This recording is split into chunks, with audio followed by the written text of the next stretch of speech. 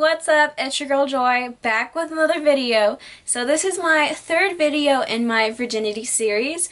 So in this video I will be addressing, should women wait till marriage?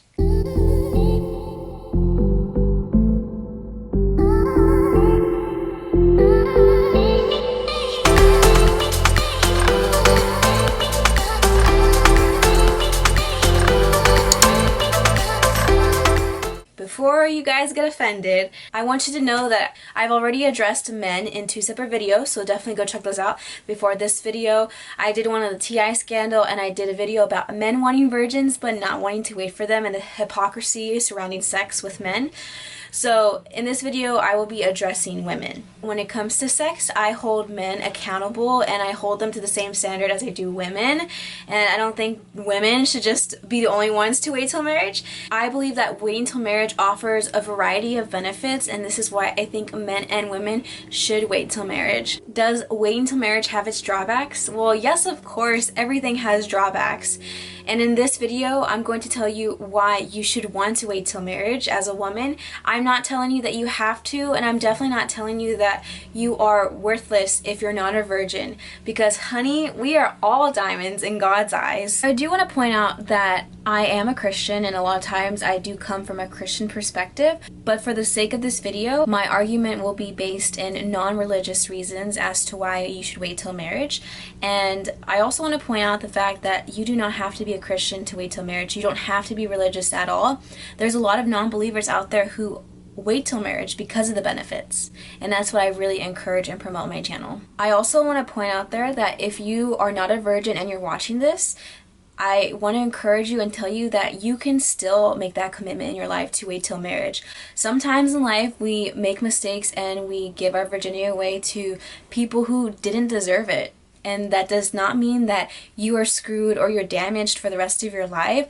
You can say, hey, like, I want to stop doing this in my life and I just want to find that person who really deserves me in this way. Don't feel like you have to continue giving in just because you've already given it up in the first place. Obviously, everybody's lives and situations is different, so by no means am I saying that everyone's life is going to be like this or everyone's life is not going to be like this, whether you wait or you don't.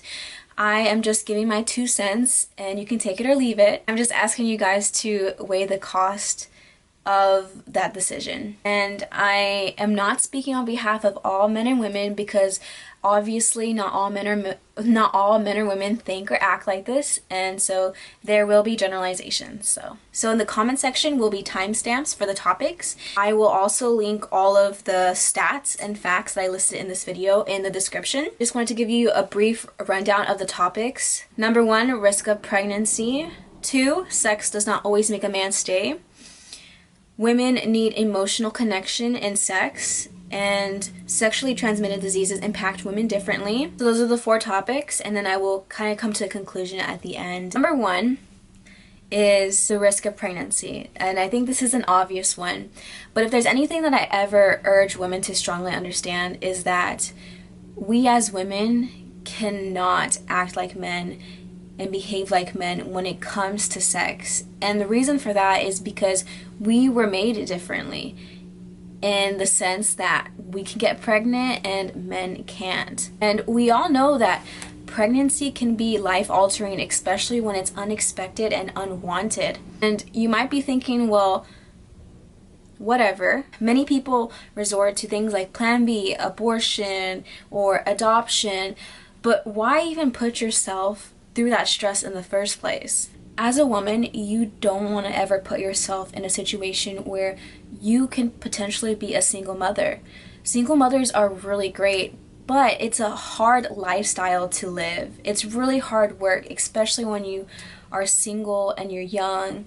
It's definitely not an ideal lifestyle. Some people make it work, but it's easier when you have another parent in the picture, or you just don't have kids at all when you really shouldn't have kids. It's stressful because it's draining and a lot of hard work. Also, single mothers have a difficult time dating, even if they're young, because a lot of guys are, I don't want to say opposed, but young guys are more attracted to women who don't have kids because young guys aren't thinking in terms of marriage or kids. And so when they see that you have kids, that's like extra commitment. And so it makes it a lot harder when you're young and you're a single mother to date and to find somebody to help you out. Guys typically don't like taking care of another guy's kid. I'm not saying that all guys are like that, but there are a lot of guys out there who only will care about their own specimen. Women are more times than not tasked with the responsibility of taking care, raising, and providing for children than men are, even in marriage. I don't know why this is still the case, but regardless if two parents work or regardless if both parents are split up, women are always more tasked with this issue of childcare. Men are less likely to commit to his baby mama when you aren't married to him in the first place. And that's the sad truth. So I want to read you some stats. To give you some perspective, most single parents in the United States are women. And there are a variety of reasons why women end up with children. Sometimes it's bias in the court system that allows the woman to take the kids even if she is not financially stable and the father is. It's not always because women are just burdened with that. And another reason too is that women might end up with children more so often and left alone is because a lot of men flee from responsibility. According to the 2015 US Census data, women made approximately 80.4% of 13.7 million custodial parents, which is a huge number. 42.6% of these same women had never been married, and 40.6% of them are either divorced or separated from their partner. So the next part, a reason why I think women should wait till marriage, is something that's really important and really something I want to stress to women.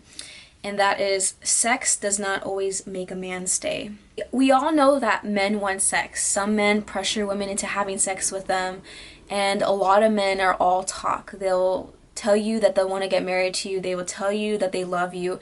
A lot of men will do anything and say anything to get in your pants, essentially. It's a battle for a lot of women, especially young women, to date and sleep with men and avoid being used for just sex only. I'm gonna be honest here.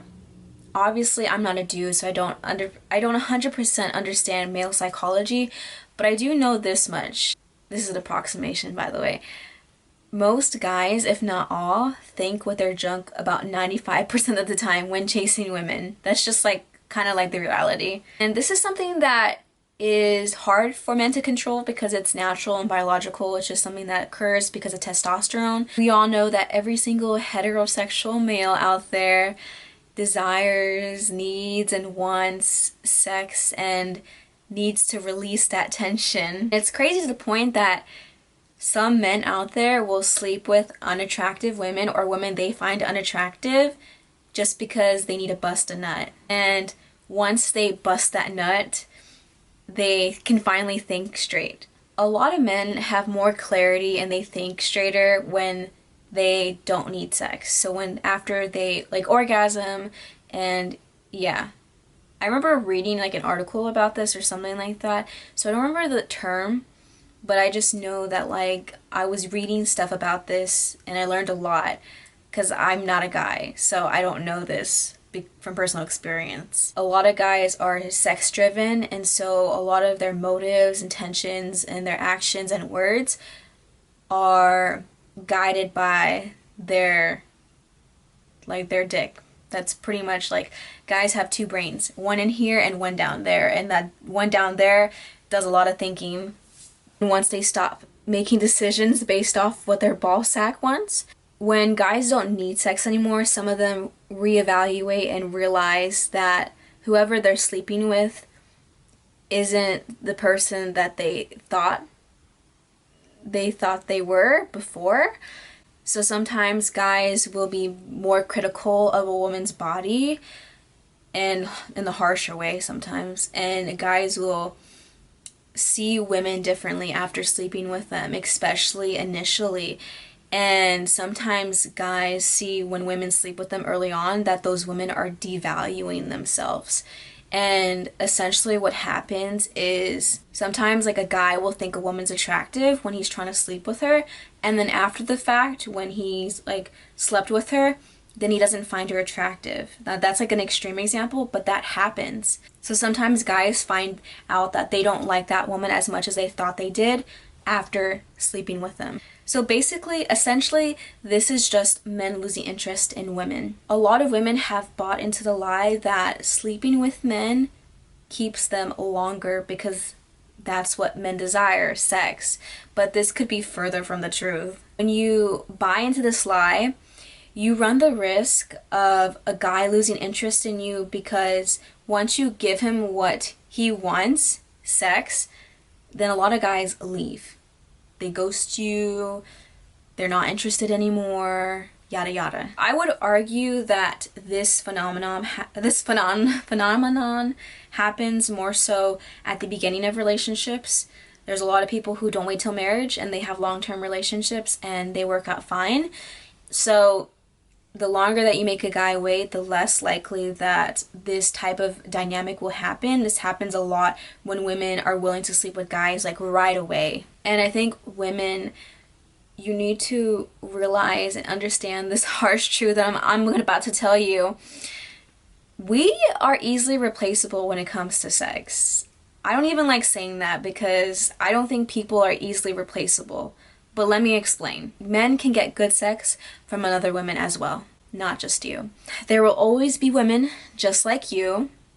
There will always be a woman who is more attractive than you. There will always be a woman with better sex than you. And there will always be a woman who has bigger assets than you.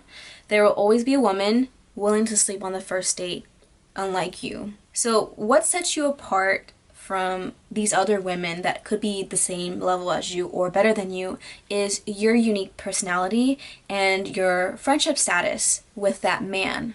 The way a man feels about you outside of sex is what makes you irresistible and irreplaceable to him, not the sex that you give him. And this is crucial to generating a stable relationship, is understanding the psychology of men. What you have to realize is that when you make a man wait to have sex, you're giving him something to chase after. A lot of guys are goal-driven, and I don't agree with punishing men by withdrawing sex, but don't give him the goods for free, girl. Like, don't. Make him work for it. Make him put in the effort to receive that reward. The best way I can explain what I'm trying to say is this quote from a blog called Make Him Yours, and it says, "For a man to keep chasing you, his non-physical attraction to you has to be as strong as the physical." Sex is important in a relationship, but it's not the only important aspect of a relationship, especially as you age. Sex is not as important as it was when you were in your 20s or your 30s. So that's why it's important to build a really good friendship, a really good relationship with your partner outside of just sex, because one day your partner might not be attracted to you, one day your partner might not even be able to have sex, and so he has to have a reason to like you, and you should give him a reason to like you outside of just sex and just outside of for your body, because there's so many women that have the same body or better than you, and so you want to have men like you for more than just that, because nobody else has your personality. They might have your body, but no one else has your personality.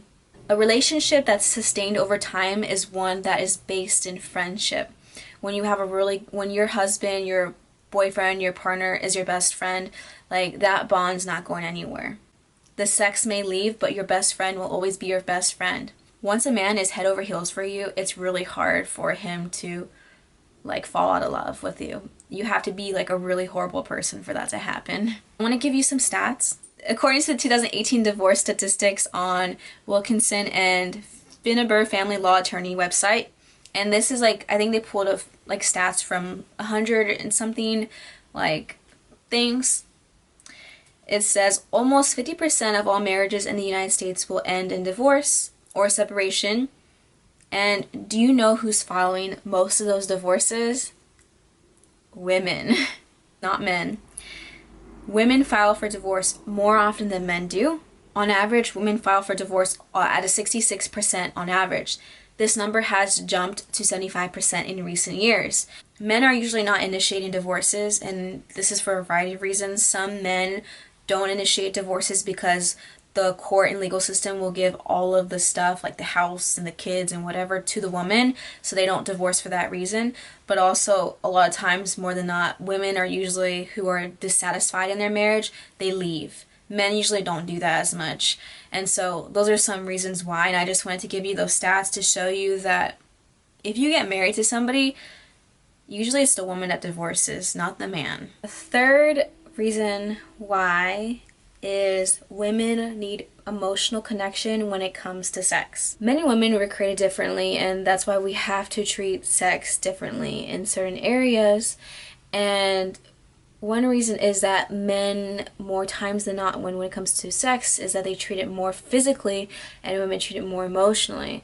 Obviously, both of the sexes treat sex physically and emotionally, but one gender does more than the other when it comes to that. Sexual soul ties they're real and they can be dangerous for both men and women, but more times than not, it's more lethal for women when those bonds are created and formed. Best definition I could find for you for sexual soul ties is from Urban Dictionary. We love that.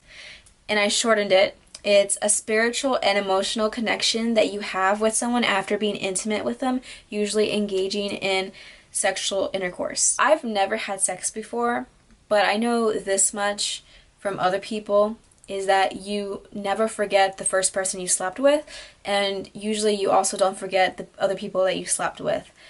More times than not, you'll forget the 6th, 8th, 10th person, but you'll never forget the first person that you slept with, because that's your first. That's who you lost your virginity to. So a lot of times you'll hear like Christian people talk about soul ties and how when you are having sex outside of marriage and you're having sex with different people, you're giving a part of yourself away that you can never get back, which is known as like a soul tie, sexual soul tie. So, well, theoretically, you're not actually giving a part of yourself away. You're not physically, but when you have sex with people, even just one person, you are creating a bond and you are creating memories with that person. You see, that's a memory and that's a bond that you have and a tie with that person that you don't have with other people. Even if you have sex with other people, the bond and the memory that you share with that person is different than everybody else that you've slept with. So when you look at someone walking down the street, a random stranger, you don't have that same type of connection and that bond with them like you did with the person who you were intimate with. I just want you guys to know that I filmed this part of the video like 3 times. So I'm like over it now. So our society tends to treat sex as if it doesn't mean anything, and casual sex is the norm, especially on college campuses. Young people aren't being taught the importance of waiting till marriage or the importance of sex in a relationship or virginity.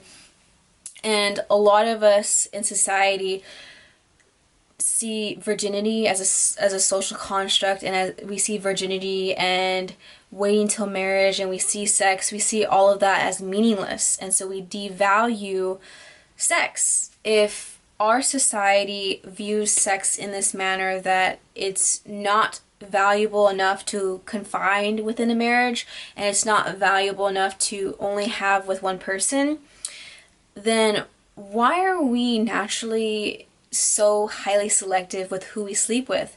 I mean, most of us don't randomly sleep with people that we see on the street, and we don't randomly accept people's invitation to have sex. So we're highly careful with who we choose.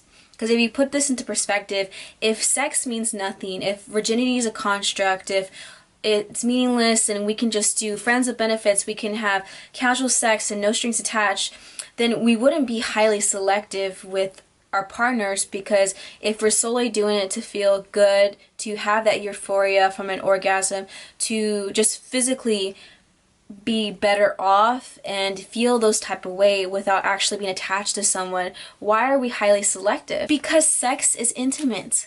Let me read you the definition of intimate. The definition of intimate is something private and personal and or closely acquainted. Something intimate by definition is valuable and something that you share with one person. My kisses are intimate because I only share that with my boyfriend.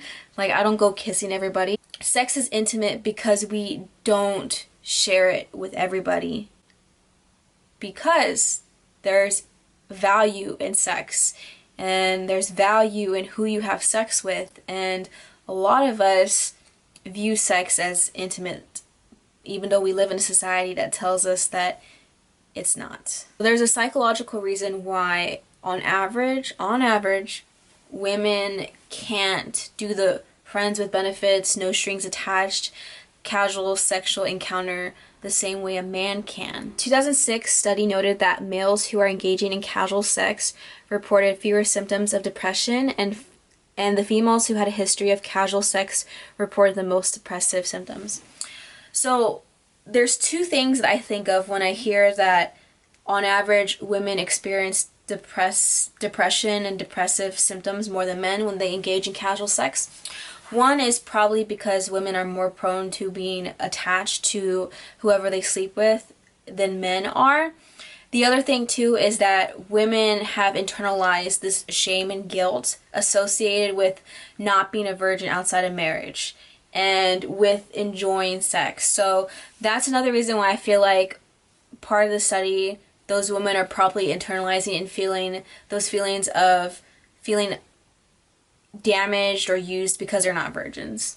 So I'm going to give you guys a science lesson. Oxytocin, which is a chemical hormone, is released in women during sex, childbirth, I believe, and breastfeeding. So this hormone is responsible for basically the feeling of being attached and wanting to bond and pair bond with another human being. So if you think of breastfeeding and childbirth, a woman is like instantly attached to her newborn despite just meeting it because oxytocin is released. The same thing is within sex. When it's released in women, they feel the sense of attachment and longing and bonding to the guy. According to Psychology Today, a website, this occurs because of the evolutionary drive to attach to someone who may be the potential father of a possible child. Oxytocin is also released in men, but it's not like to the same degree as women, and it doesn't have the same effects usually when it comes to sex. So women are more driven, I feel like, in sex with oxytocin and men more with testosterone. So testosterone is the hormone that men and women both possess, but men have it in higher quantities, and testosterone is responsible for sex drive. On average, women don't have as much of a sex drive as men because the testosterone levels are lower. And testosterone is also responsible for making men desire other women and not just be monogamous with one person. So I'm going to read you some stats. Per 1,000 married women in the United States, it is estimated that 41% of first marriages end in divorce, 60% of second marriages end in divorce, 73% of third marriages end in divorce, and this percentage gets higher with each divorce. And don't forget, women initiate divorces more than men do. So basically, when I look at this statistic, I see that we know that women initiate most divorces, and we know that there's a certain reason why guys don't initiate divorces. A lot of times if a woman is feeling dissatisfied or just doesn't love her husband anymore or loves somebody else, she's going to get a divorce and she's not going to stay. But also, the reason why the divorce rate is lower in the first marriage versus the third marriage is because it has to do with pair bonding. As time goes by, women's ability to pair bond slightly erodes. Not to say that women who have multiple partners can't pair bond, but it's really hard to pair bond the same way you did for the first person, the first sexual encounter, like it is for your fifth, sixth. So that's why most marriages, your third, fourth marriage, it can last. Like, people make it work, but the likelihood, especially for women wanting to stay, is very, very, very low, because women have harder times pair bonding the more people they're with, especially sexually, and they're less likely to stay because they don't have those same feelings of attachment to a guy. My last topic is sexually transmitted diseases impact women differently than men, and this is actually something I didn't know until like today. The reason why I did research on this today is because I've had a lot of guys comment on my Instagram about how women should wait till marriage and men shouldn't because women are more likely to catch STDs and are more affected. And I've always thought, I was like, well, that's kind of crap, BS, because everyone is impacted by STDs if you sleep around. but I was actually reading stuff from the CDC and it's really shocking. But before I get into those, I'm going to read you this. According to a 1992 survey that studied single white female students in their senior year of college, was conducted to measure the association between behavioral risk factors and the acquisition of self-reported STDs during college. There was a strong association between number of sexual partners and having an STD. Those women with 5 or more sexual partners were 8 times more likely to report having an STD than those with only one partner, even after adjusting for age at first intercourse. More people you have sex with, the higher your chance of catching an STD increases. It's kind of like exponential growth. So even if you only ever sleep with one person, but that one person slept with 5 people, it's like you're sleeping with that person plus 5 more, and you never know what sexual history those other 5 people that your partner slept with has. And a lot of people unknowingly transmit STDs to their partner because a lot of people don't experience symptoms. And so that's the risk factor in casually sleeping around. According to the CDC, a woman's anatomy can place her at a unique risk for STD infection compared to a man. For example, the lining of the vagina is thinner and more delicate than the skin of a penis, so it's easier for bacteria and viruses to penetrate. Also, the vagina is good environment because it's moist for bacteria to grow. Women are less likely to have symptoms of common STDs such as chlamydia and gonorrhea compared to men. Women are more likely to confuse STD symptoms for something else. Discharge is normal in women, but it's not in men. So basically the CDC was saying is that a lot of women sometimes experience itchiness down there because of things like yeast infections. Almost every woman out there has normal discharge. But STDs can also cause itchiness down there. STDs can also cause abnormal discharge. And so it's saying that women are going to have a harder time detecting that because they already experienced something like that when it's not an STD. Men, on the other hand, if they're experiencing discharge, they're like, oh, I gotta go to the doctor. That ain't normal. Women have a harder time visually noticing STD symptoms than men do. For example, genital ulcers on a vagina are harder to notice than on a penis. This is like an obvious one. Like, it's hard to shave down there for women. Like, it's literally everything's inside and it's underneath you. Like, a penis is just like right there in front of you, so it's gonna be easier just to notice if you're a guy. STDs can lead to serious health complications and can affect a woman's future reproductive plans.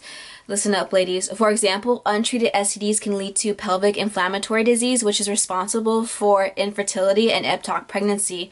Chlamydia, which is a common STD, results in few complications in men. This is crucial. All you ladies out there who want to get pregnant and you're sleeping around, STDs are dangerous, but they are really dangerous when you are trying to have kids later in life because they can affect your child's health and they can affect your ability to have kids in the first place. And so, like we said, women are more likely to get STDs because of the environment, of it being moist, and because of just the structure of the vagina. But women are also more likely to not notice symptoms, and women are more likely to not be able to see it because it's underneath. And if those are all factors that can make a woman leave an STD untreated, which an untreated STD can result in things like ectopic pregnancy and infertility. Women who are pregnant can pass STDs to their babies. For example, genital herpes, syphilis, and HIV can be passed to babies during pregnancy and at delivery. The harmful effects of STDs in babies can result in stillbirth, low birth rates, brain damage, blindness, and deafness. HPV, human papillomavirus, is the most common sexually transmitted infection in women, and it's the main cause of cervical cancer. While HPV is very common in men, most do not develop any health problems. So it's like HPV, common in both genders, but who gets cervical cancer? Women. And men get it easy. So there are many beneficial reasons to wait till marriage. But you might be asking yourself, but Joy, like, what if no guy wants to wait for me? That's a very valid concern, and I used to be there in high school, and I felt that I thought I was going to be single till I was 30. I thought no guy was going to like me or marry me because of that. And if you want to know more about my story, just watch my Men Want Virgins But They Don't Want to Wait For Them video. That's where I explain it. But I'm here to tell you that you're not going to be single forever. And I believe that there is somebody out there for everybody. And your dating pool will shrink from here to here, sometimes to here. if you make that commitment to wait till marriage, and because it's a deal breaker for a lot of guys, and that sucks. Like, there's no going around that. But I will tell you is, when you make that commitment, you're gonna weed out a lot of bad guys that you wouldn't want to even date in the first place, because that weeds out the guys with the intention of only being with you to have sex with you and potentially leaving you heartbroken. But if you don't even date them in the first place, then you're not going to be heartbroken. And don't ever sleep with a guy because you feel like you're going to be alone forever, and don't ever sleep with him to keep him, because it's not worth it. And I'm going to tell you this quote. It's my quote, so if you're going to use it, attribute me, please. If sleeping with a guy doesn't guarantee he'll stay, and waiting until marriage doesn't guarantee he'll stay, you might as well just save your virginity, because that's like the only thing you'll have left, because the guy will leave either way. I'm just gonna be real with you ladies. A man who truly loves you will wait for you, and will wait till marriage, and will wait till you're ready. But all men will not wait forever, and don't make them wait forever either. Also, I want to point out, just because a man waits for you does not mean he's the right guy for you, because there are men that will wait, and sometimes they have ulterior motives, and sometimes they might love you, but they might not be the right one for you. If marriage is your goal, it doesn't do you justice if you are living with your partner, if you're sleeping with your partner, because when you say to a guy, like, I'm not going to have sex until marriage, it makes guys want to get married sooner rather than later, because their goal is to have sex with you, and they ain't going to wait till, if you say I can't have sex with you till marriage, they're not going to wait a decade to get married to you, because they're not waiting a decade to have sex.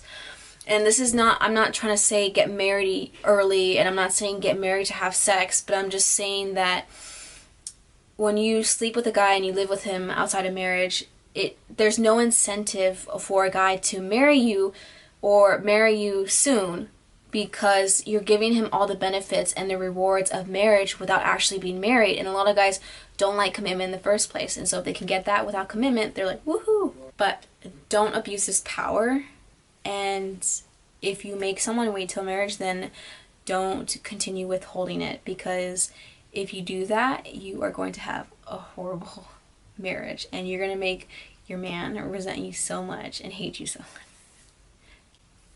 Like, this video is not to bash anybody, and this video is not to, like, make you change your ways. This video is just to, you know, tell you something that the mainstream media and feminism is not going to tell you, because I do care about you guys, and I don't want people living unfulfilled lives and unfulfilled relationships.